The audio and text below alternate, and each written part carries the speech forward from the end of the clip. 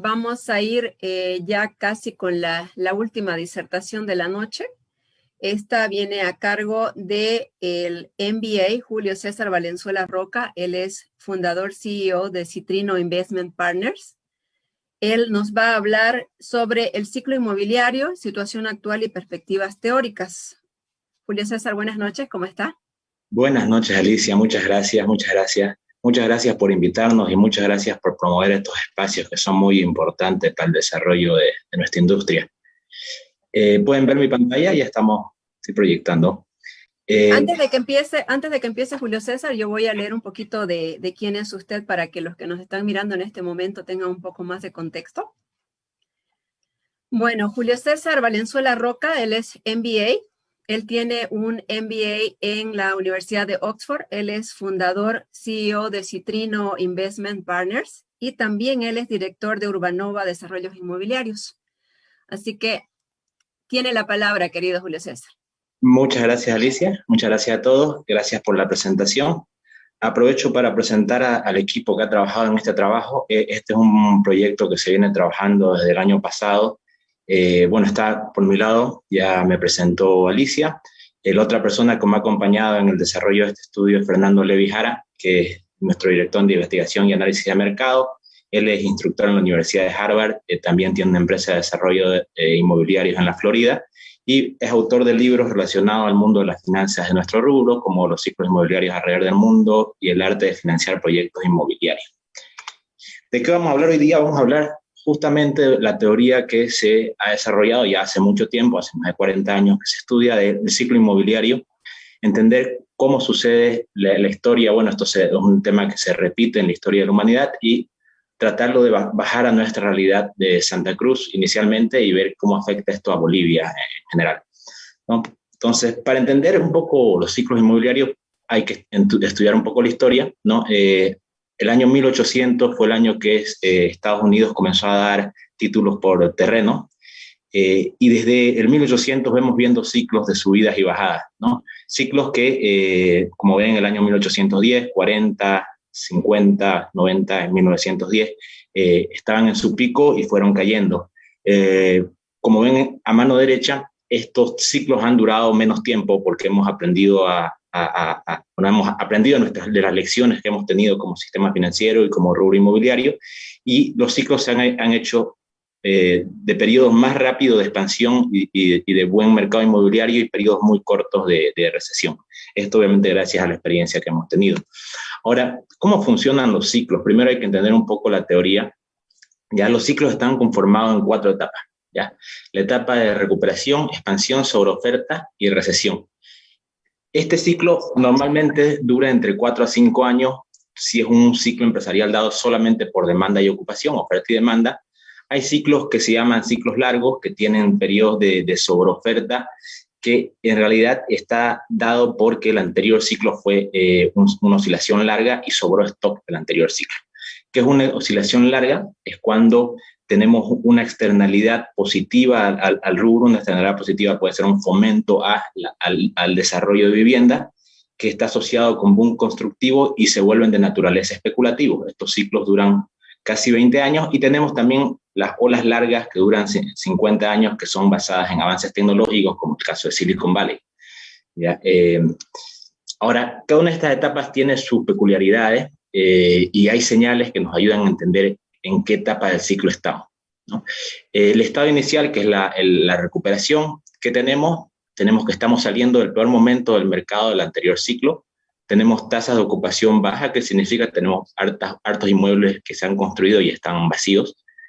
No hay nuevos proyectos y vemos precios de alquileres muy bajos, ¿no? ¿Qué sucede durante este periodo de recuperación?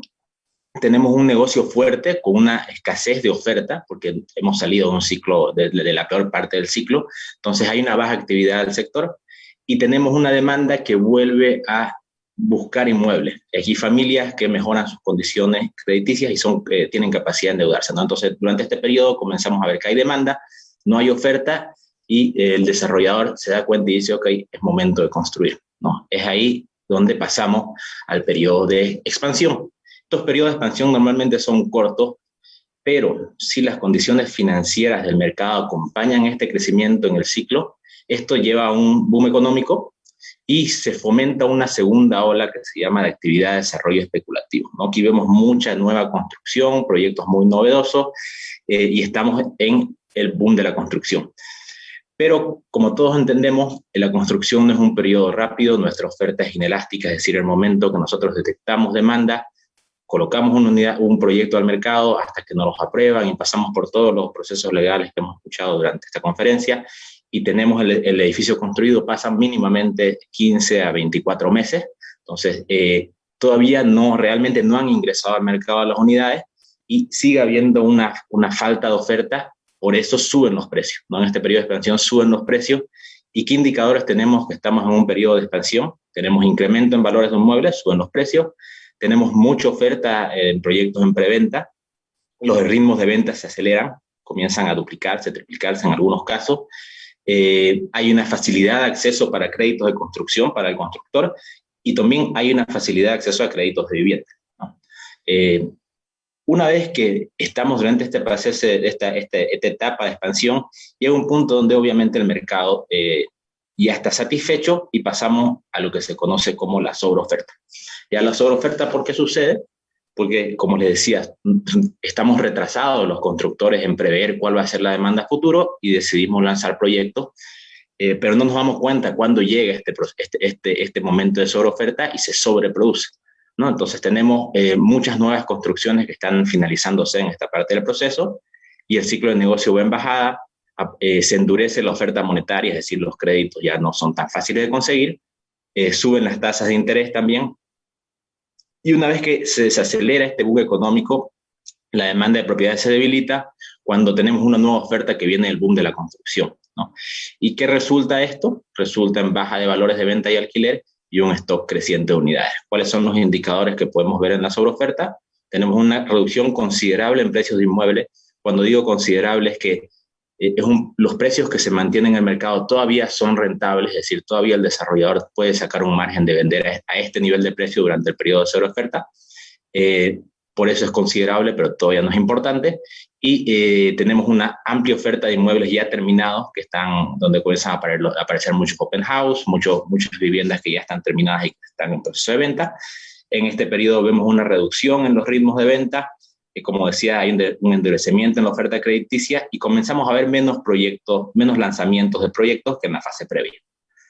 Una vez que pasa la sobreoferta, natural de cualquier fiesta que tiene que finalizar en algún momento, generado por la otorgación loca de crédito, ¿qué sucede? La economía está generalizada en un camino a la recesión, se acelera la caída de precios y al mismo tiempo se reduce la otorgación de crédito que golpea a las compañías desarrolladoras que no tienen capacidad de pago de los préstamos que usaron para la construcción. Y esto resulta en un ingreso de propiedades con valores deprimidos, con altos niveles de ocupación y una quiebra generalizada del sector, ¿no? Esto es lo que la teoría nos dice, lo que en la historia ha pasado, y los efectos de esta sobreoferta normalmente, como les comentaba, pasa al proceso de recuperación, dependiendo qué tan grande fue el proceso expansivo. ¿Qué indicadores vemos en la recesión? Tenemos una reducción importante en valores de propiedades, tenemos remates judiciales y bienes adjudicados, son actores que no estaban en el mercado durante el proceso de expansión y sobreoferta. Es muy raro el lanzamiento de nuevos proyectos, tenemos altos niveles de vacancia y una escasa oferta crediticia, ¿ya? Ahora, ¿cómo detectamos? Porque esta es teoría y es muy difícil de medir todo lo que les acabo de decir. ¿Cómo se detecta en qué etapa del ciclo estamos? ¿No? Existe una teoría desarrollada aquí con nuestro amigo de Harvard, que ya es ampliamente usada, donde se usan los índices de ocupación, ¿no? Los índices de ocupación te definen en qué etapa del ciclo estamos, y para ello hay que obtener la tasa de ocupación a largo plazo. La tasa de ocupación a largo plazo se mide en qué tan ocupados han estado los inmuebles de cierta localización en los últimos 18 años, ¿no? Con esa tasa promedio, nosotros vamos viendo cómo va evolucionando la tasa en el tiempo, y una vez que pasamos la línea roja que vemos acá al medio, que es la tasa promedio, salimos de la etapa de recuperación para pasar a la expansión, y llega un punto donde la demanda es igual a la oferta, donde se llega al punto máximo de ocupación, y de ahí en adelante comenzamos a ver una caída en la ocupación de los inmuebles, que cuando pasamos la línea roja de nuevo, estamos entrando a la etapa recesiva y esto vuelve a dar una vuelta, ¿no? Esto es normal. Para que lo conozcan, en Bolivia ha pasado, hemos tenido 2 ciclos ya importantes en nuestro sistema financiero, el año 85 y el año 2000. Y ahora lo importante era saber, ok, relevemos información, y aquí agradezco a la gente de Captura Consulting, CRE, nos brindaron la información, fue un proceso difícil, pudimos dibujar este indicador de Santa Cruz. Algo que puede variar con otras ciudades, pero al ser Santa Cruz uno de los principales polos de otorgación de créditos para el rubro inmobiliario, es una señal importante y es un indicador importante que le sucede a Santa Cruz. ¿No? Entonces, lo que hicimos fue ver a lo más histórico lo más atrás que se podía ir con información del INE y de CRE, las tasas de ocupación año por año, y ahí vemos cuál es la tasa de ocupación a largo plazo. Tenemos una tasa de ocupación a largo plazo del 97%, es decir, solo un 3% de nuestros inmuebles en toda la ciudad están desocupados. Esta es una muy buena señal, el tener una tasa de ocupación tan alta como la que vemos aquí en Santa Cruz, son señales de un rubro inmobiliario maduro que está aprendiendo de las lecciones pasadas y que si sigue aprendiendo va a poder mantener esta estabilidad, pero como vemos, del 2008 al 2020 han habido variaciones. Igualmente vimos cuál ha sido la evolución de las rentas en Santa Cruz promedio, ¿no? Aquí hay que considerar que considera todo tipo de rentas, desde cuartitos hasta departamentos de 3, 4 dormitorios, entonces son valores bajos porque es la realidad de nuestro país. Entonces vemos cómo evoluciona la renta. Ahora esto, ¿cómo se lo plasma y se lo ve en un gráfico? Bueno, este es el ciclo de Santa Cruz. Como vemos, del 2008 estábamos en un proceso de recuperación, lógico porque veníamos de una crisis del 98 al 2002, y ya el año 2011 comenzamos a entrar en el proceso de expansión. El proceso de expansión fue lento hasta el año 2012, que es donde todos sabemos que se genera el crédito de vivienda social. Una subida muy importante el año 2014, que es el año que se incluye el FOGAVIS, que permite la otorgación de créditos al 100%, y vemos un punto máximo el año 2017. ¿No? Este ciclo, para recalcarlo, es el ciclo de los alquileres, porque los ciclos varían de acuerdo al tipo de inmueble. Estos son inmuebles residenciales, no hemos visto oficinas ni hemos visto locales comerciales, solo residenciales y por ahora Santa Cruz.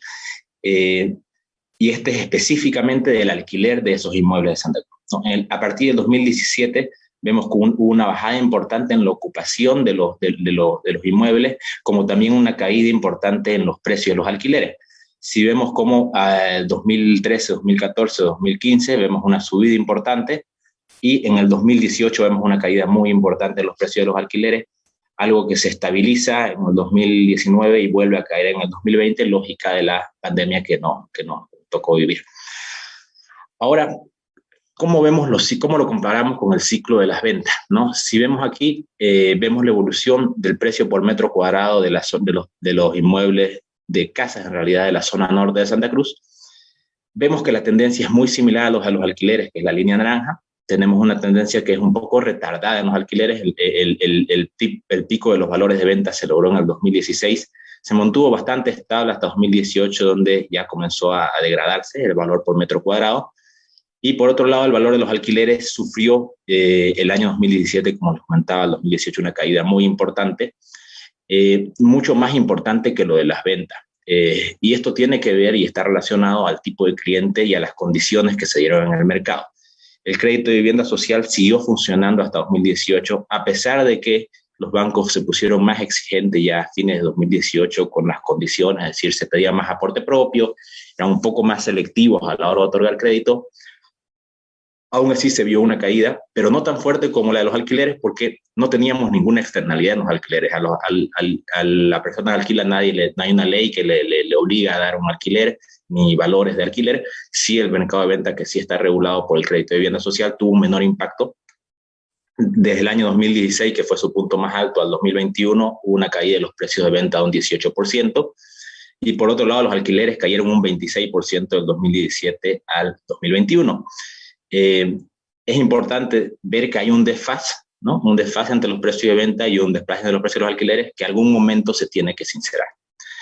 ¿Ya? Entonces Entonces, para entender el ciclo y no verlo fríamente con estas tasas de ocupación, hay que entender qué le sucede a todos los actores que están relacionados al rubro inmobiliario, siendo el más importante la familia, ¿no? La familia que al final es el comprador final del desarrollador. Como todos conocemos, la economía familiar ha sido golpeada por los efectos de la pandemia. Tenemos un desempleo que abril estaba en 7.6 y más o menos se está estabilizando. Vemos una búsqueda alta en oportunidades en la informalidad. El crecimiento de la informalidad ha sido importante. Va a ser el informal el que va a recuperar más rápido porque vemos contrabando, vemos diferentes tipos de negocios fuera de la formalidad que están funcionando y están dañando a la economía formal. Por otro lado, las familias han reducido sus ingresos. En el peor de los casos vemos familias que han bajado un 35% de sus ingresos, pero en promedio andan entre un 20 y un 30%.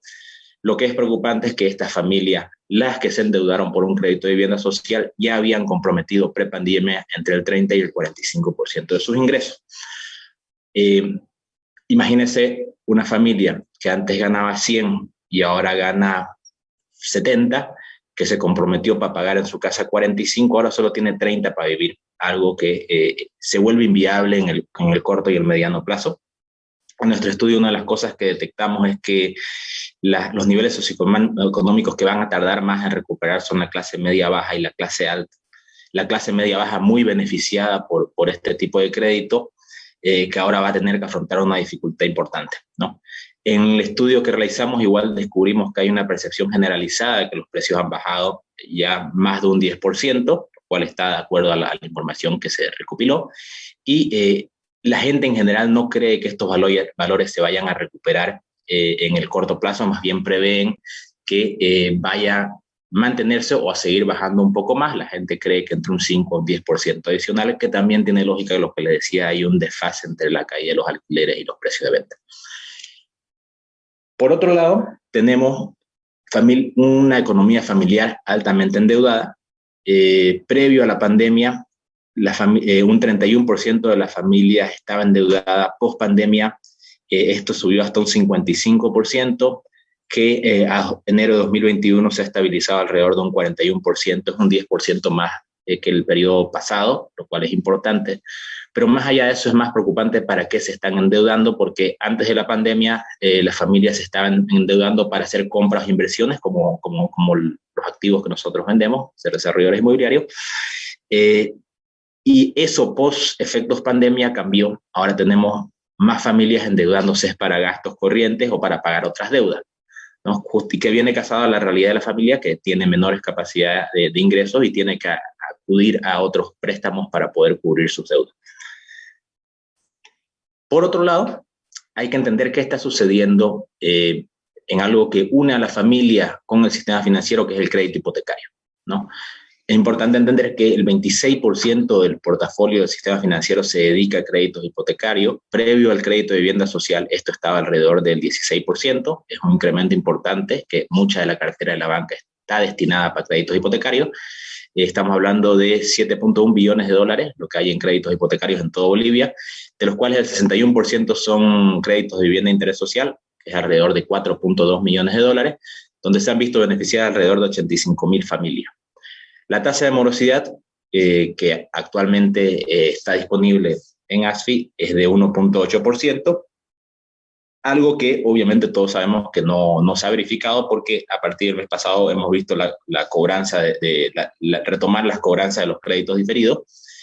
Y nosotros al hacer nuestro trabajo entrevistamos a diferentes actores del sistema financiero y todos hablaban de una mora proyectada entre un 4 y un 6%, donde se prevé que el índice de mora del 6% va a estar en la clase C3, la clase media baja, en inmuebles de menor valor a $48.000, que es la más vulnerable a la crisis que hemos pasado.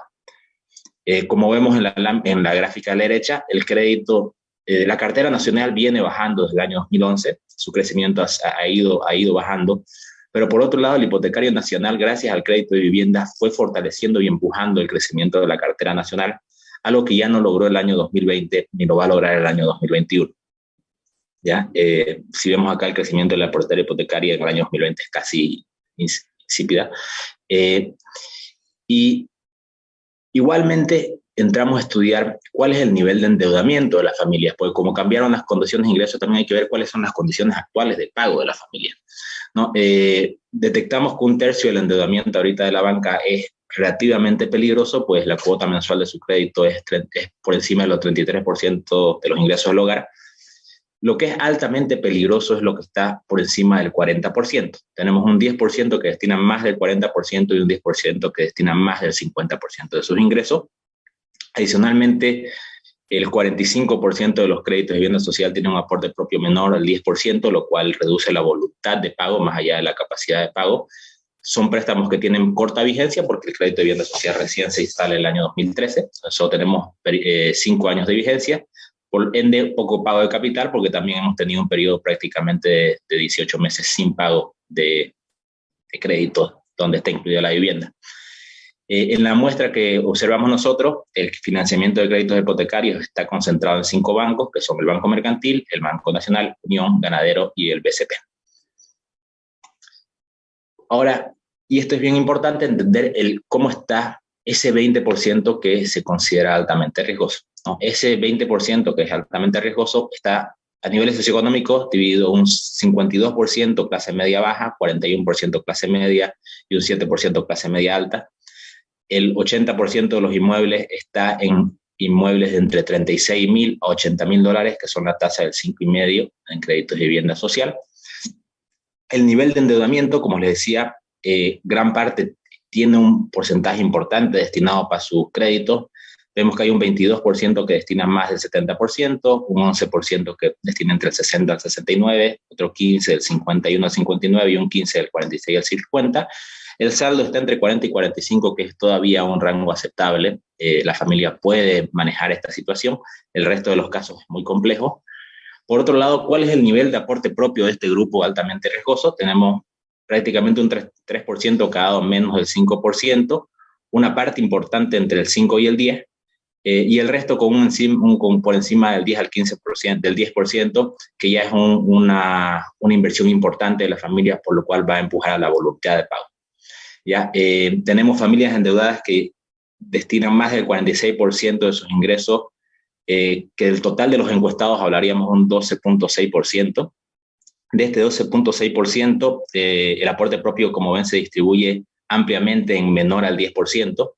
Y si usamos estos datos para tratar de predecir cuál va a ser de nuestros encuestados la cantidad de personas que va a tener poca posibilidad y voluntad de pago, hablamos de un 8%. Ya un 8% de nuestra muestra tiene muy poca posibilidad de pago y también tiene indicadores que muestran podrían generar poca voluntad de pago, como es el poco aporte propio.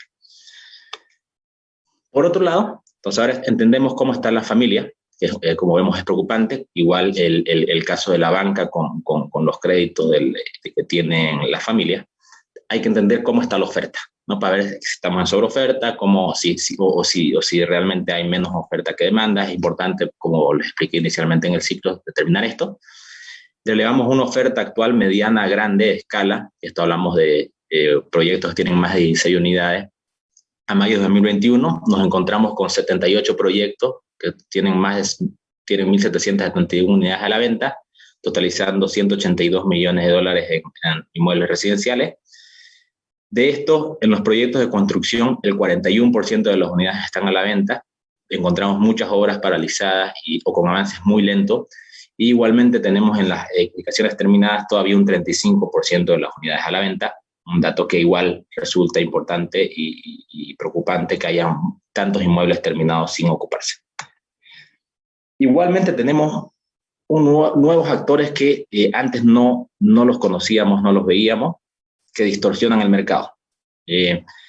Tenemos, como vemos acá, son todos anuncios de Facebook, esta es información pública. Tenemos diferentes bancos hablando de bienes adjudicados y de precios especiales. Aparece un actor nuevo que es un seguro haciendo una subasta de inmuebles, ya que resulta que las aseguradoras también vieron interesante el negocio de las bienes raíces y decidieron invertir en inmuebles. Y por último vemos aquí al órgano judicial, que es a lo que le estamos dando seguimiento, un monto que se está rondando entre los 15 y los 20 millones de dólares. Estamos viendo su evolución. sí tiene un crecimiento importante y hay que estar atentos porque es una unidad de medición importante de qué tan complicada está la familia y qué está pasando con sus inmuebles. Por otro lado, el sistema financiero tiene tiene contratos con desarrolladores y los desarrolladores tienen compromisos financieros con el sistema financiero que aproximan el 7% del portafolio del sistema. Tenemos un problema adicional que lo reportan los desarrolladores y los agentes inmobiliarios en nuestra encuesta, que de las preventas que se realizan en proyectos que están en construcción, cuando el edificio está terminado, hay un nivel de desistimientos de compra de un 30%, que eso son nuevas unidades que se reingresan al stock, ¿no? Lo cual está generando incertidumbre en las proyecciones financieras de los desarrolladores, que lleva a pensar en riesgos de incumplimiento de compromisos financieros, ya sean con el sistema o con proveedores, como también en riesgo de cumplimientos comerciales, familias que apostaron por proyectos y tendrán problemas en este proceso de recesión. Detectamos que la banca está en un proceso de ajuste, está achicando su cartera riesgosa y está endureciendo los términos de nuevos préstamos. Esto ya es conocimiento público, todos los que estamos en el rubro hemos visto cómo ha evolucionado hasta el 2018, poniéndose aún así un poco más complicado estos últimos meses. Y en resumen, ¿cuál es la situación del mercado? Tenemos actualmente alrededor de 200 millones en inmuebles en el mercado. Tenemos riesgos en shocks a la oferta, cuantitativos y cualitativos. Los cuantitativos son que estos créditos, estas familias que tienen un crédito de vivienda de interés social tengan problemas de pago y entren en un proceso de dación de pago, algo que el crédito de vivienda social lo permite. No tienen que ellos pasar por un proceso de ejecución, simplemente pueden entregar y saldar su deuda con su casa. Tenemos los desistimientos de contratos de compromiso de compra que igualmente hace que se integren nuevas unidades al mercado. Y cualitativamente tenemos ejecución judicial que podrían sufrir ciertos desarrolladores inmobiliarios y esta inviabilidad financiera en proyectos de construcción que hace que hayan obras paralizadas, ¿no? Son shocks cualitativos. Como vimos, la demanda ha caído. Tenemos una baja en otorgación de crédito, lo cual nos hace pensar que la demanda ha caído, y si la oferta sube y la demanda baja, la tendencia es que el precio siga bajando, como lo dice la teoría, ¿no? ¿Qué encontramos? En el estudio encontramos un segmento de desarrolladores sin gran experiencia que estarán en problemas porque no cuentan con liquidez ni acceso a nuevos préstamos bancarios, y como les decía, la banca está en un proceso de ajuste, achicando su cartera y endureciendo términos. Por otro lado, vamos a tener desarrolladores más formales que sí tendrán acceso a crédito, sí podrán seguir desarrollando y tendrán que ser más cautelosos porque la situación del mercado es más compleja. El mismo banco está haciendo que el aporte propio de los desarrolladores sea más alto, que el tamaño de los proyectos que se presentan sean más fácil de contener, proyectos más pequeños, de ciclo corto, pero sí existe un segmento de desarrolladores inexpertos, informales, que pasarán problemas, ¿no? Muchos aventureros que no es parte de su formación el ser desarrollador inmobiliario, que entró al mercado y bueno, ese es el problema de ingresar a negocios que uno no conoce. El mercado actual está cursando la fase de recesión. Esto es algo que se ha actualizado hace un primer reporte que se hizo de este estudio. Estábamos en la etapa de sobreoferta. Hace muy poco hemos entrado a la etapa de recesión, donde vemos mayor oferta y vacancia de inmuebles, menor velocidad de venta, de nuevo una reducción de los precios de las propiedades. El periodo de venta pasó de 1 a 3 años, es decir, se tarda 3 veces más en vender lo que se vendía antes. Los precios han bajado ya más de un 20%, y según la tasa de absorción actual, el stock que tenemos ahora, sin considerar lo que se pueda generar de los shocks externos y los riesgos que les mencioné, sin considerar ellos, podría tomar entre 2 a 4 años para absorber el stock solo el existente, y posterior a esos 2 a 4 años la banca volver a tener confianza en el rubro, ¿no? Esto es importante porque la banca no es que no quiera dar créditos, no es un tema ni siquiera de tasas de interés ni de plazos. Si pudieran subir la tasa, esto dicho por mismos representantes de ASOAN, es un tema de riesgo. Ellos conocen la situación de la familia, ellos conocen de cerca igual la situación del rubro y ven que es muy riesgoso colocar más dinero del sistema en un rubro que es altamente dependiente de la economía familiar, que no está pasando por su mejor momento. Ahora, ¿cómo se sale de una crisis inmobiliaria? Para saber cómo se sale hay que aprender de otras crisis, ¿no? La experiencia más cercana a una crisis inmobiliaria que fue muy importante, es la más importante de las últimas décadas, y aquí, para que quede claro, el estudio no nos muestra una situación dramática como la que se vivió en el 2008 en el primer mundo, porque fue una crisis de impacto mundial. Nosotros no fuimos parte de esa crisis justamente porque los ciclos, como les decía, son locales y no están relacionados uno al otro, peor un país que no, como Bolivia, que no tiene una alta dependencia del mercado internacional. Entonces nuestras crisis son locales. ¿Qué pasó en Estados Unidos y qué pasó en España? ¿No? Todo se repite, la oferta de propiedades excedía la demanda en un 400%, aquí no estamos en esos niveles. Los dueños de viviendas dejaron de pagar las hipotecas, algo que es normal durante los periodos recesivos, siempre y cuando el shock sea importante.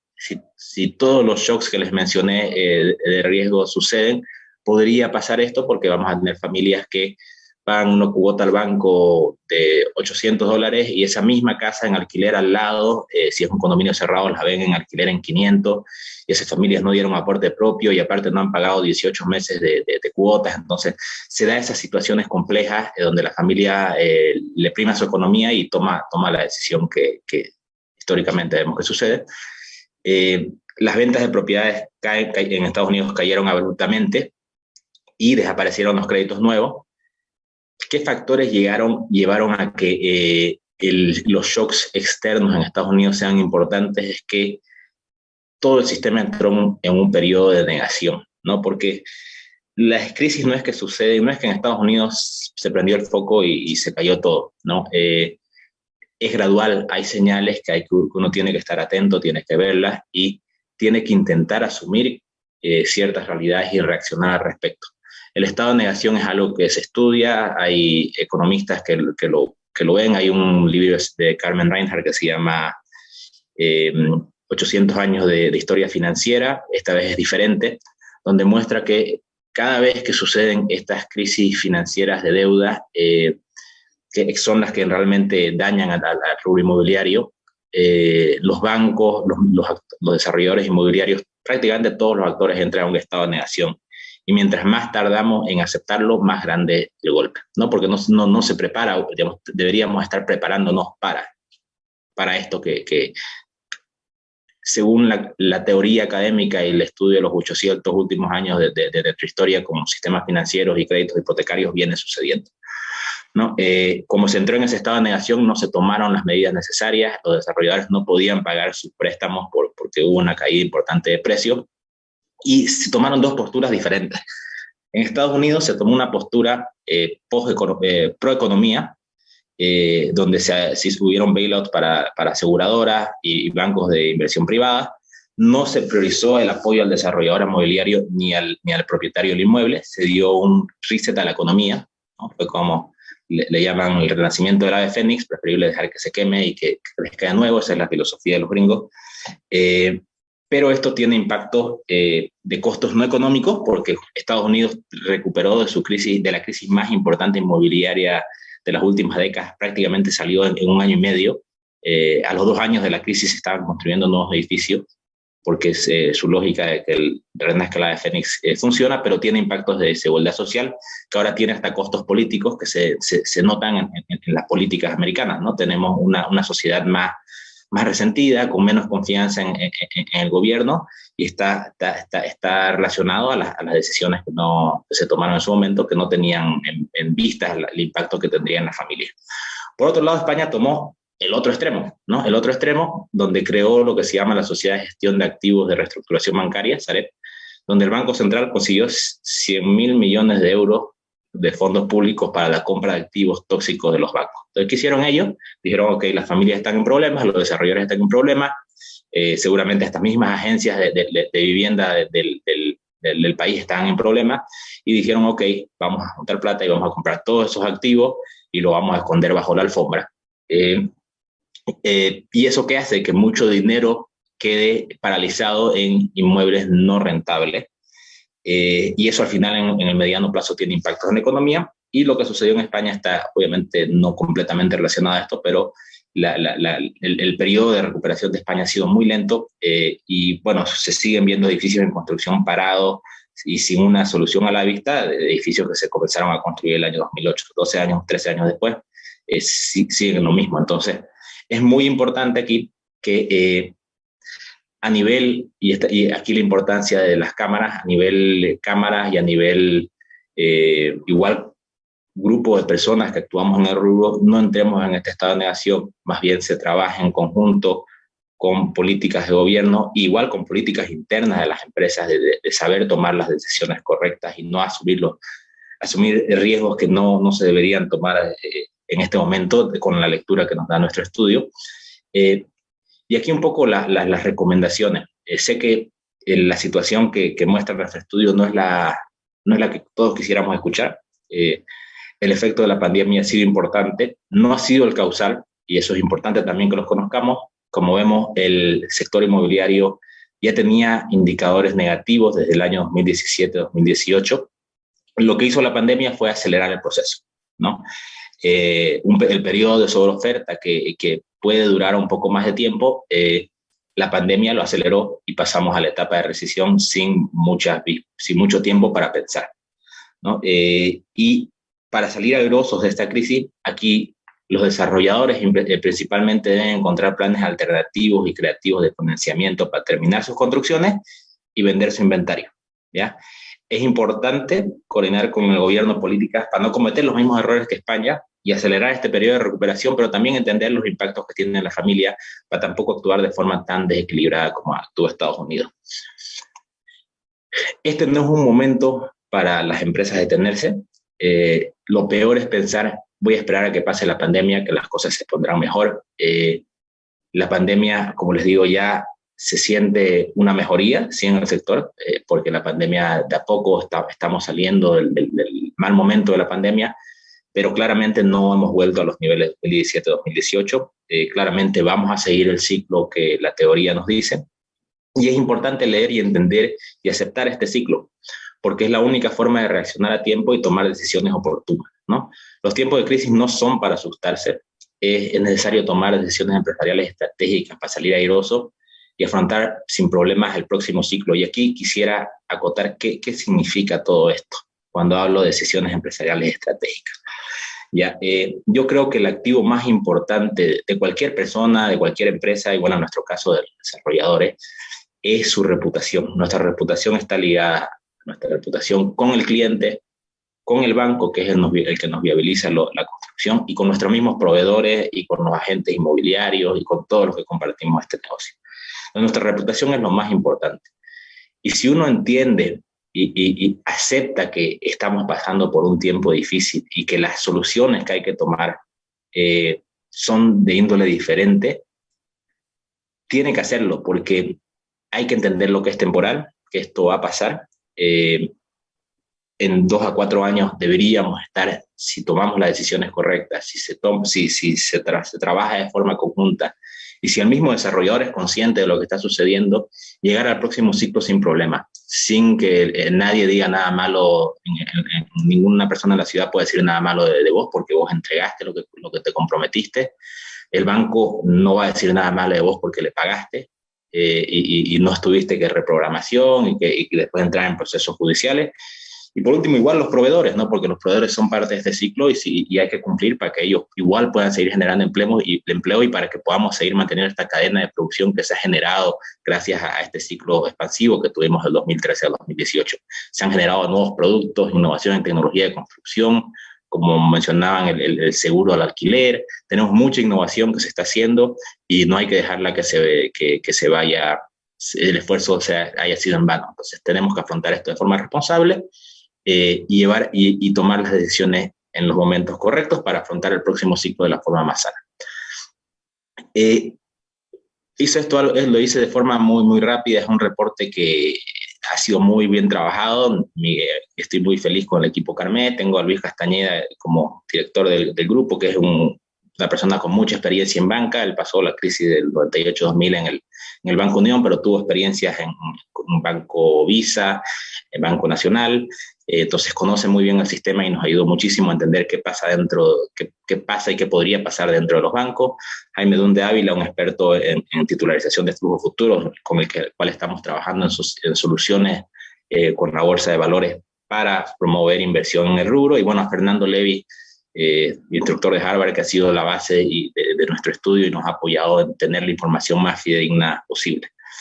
No, por mi parte, con Citrino estamos en un proceso de levantar capitales para justamente apoyar a los desarrolladores que necesitan liquidez, que necesitan y quieren salir de sus problemas para poder afrontar la próxima etapa del ciclo de forma saludable.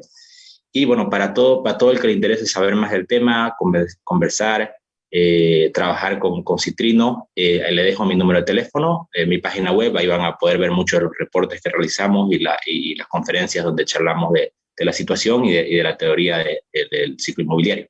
Igualmente, les dejo mi página web y mi LinkedIn para que puedan mantenerse informados. Y bueno, muchas gracias a los organizadores. Es un buen lugar para convertir esta información y predispuestos para apoyar en próximos eventos. Muchas gracias, Alicia, y con eso cerraría mi participación. Perfecto, César, muchísimas gracias. Antes de que cerremos tu participación, te comento que hay una pregunta, me parece interesante. Te la hago. ¿Qué perspectivas vislumbra por las recientes noticias económicas del gobierno respecto al aumento en el presupuesto del Estado en 15.000 millones de bolivianos? La alta emisión de deuda con bonos soberanos que no se están vendiendo y la incertidumbre respecto a la inestabilidad del tipo de cambio con referencia al dólar americano. Ya, aquí yo no soy economista y les voy a dar mi opinión obviamente durante estos 6 meses he aprendido mucho de gente experta en el tema. Existen 2 tipos de crisis, las crisis financieras, como las que vemos ahora, ¿no? Las que les comento, donde el banco tiene problemas de dar créditos porque tiene clientes en problemas. Existe ese tipo de crisis, como también tenemos las crisis de deuda, que normalmente, ¿por qué se dan, por qué suceden las crisis de deuda, las crisis de deuda estatal? ¿Por qué se da una crisis de deuda? Porque tenemos un déficit fiscal que se mantiene gracias a las reservas, pero las reservas no son infinitas, ¿no? Y algún momento tiene que hacerse ajustes para que no sigamos teniendo déficit.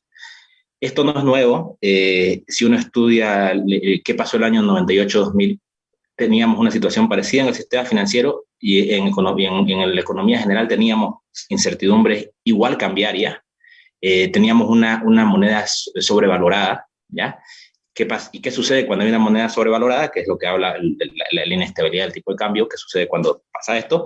Tenemos un mal entorno para la exportación, es decir, el exportador, a pesar de que pudiera y tuviera las leyes le permitieran exportar, no sos competitivo porque tenés una moneda altamente evaluada. ¿Y eso qué genera? Genera contrabando. Tenemos que es más barato traer cosas de España o Argentina porque ellos han devaluado su moneda. Entonces, cuando sucede eso, el país no es capaz de generar ingresos para cubrir sus costos, se generan los déficits y mientras vas generando más déficit se complica tu capacidad de pago de tus deudas como país, ¿no? Tenemos vencimientos importantes este año, un vencimiento total entre deuda interna y externa de alrededor de 3.000 millones, que se le complica y por otro lado tiene que conseguir esos 3.000 millones a través de deuda y le está costando porque como los otros países y los organismos internacionales ven estos riesgos en Bolivia, ponen una tasa de interés muy alta, ¿no? Entonces Bolivia, si hoy día quiere endeudarse, va a tener que endeudarse a una tasa de interés muy alta. Y eso va a poner presión en la sostenibilidad cambiaria. Obviamente, políticamente no va a ser muy difícil tomar una decisión, pero a veces las decisiones no se toman de forma política, se toman porque se tienen que tomar. Y es ahí donde aquí casan mucho de estos factores de tipo cambiario, de deuda interna, que hay que sentarse a analizar justamente con la UPSA estamos trabajando en un proyecto de estudio de la situación a nivel macroeconómico, el impacto, porque en realidad todo lo que acabo de contar del rubro inmobiliario es un impacto de la situación macroeconómica. Ahora vamos a entender cómo el sector puede se ver, qué puede pasar en el sector y qué puede pasar en la economía por todo lo que genera lo que les acabo de comentar, es decir, activos que han bajado de valor y deudas que se están volviendo difícil de cancelar por las familias, ¿no? Hasta ahí creo que puedo comentar, porque, como le digo, no es mi expertise, pero sí lo he estudiado un poco. Perfecto, perfecto. Muchísimas gracias, Julio César. Bueno, esa ha sido la participación de Julio César Valenzuela Roca. Le agradecemos muchísimo por toda la información. La verdad es que excelente, excelente la presentación y hemos aprendido un montón hoy día. Esperamos contar con usted, Julio César, en próximos eventos. Claro que sí, con mucho gusto, con mucho gusto. Que tenga buena noche. Igualmente, buenas noches.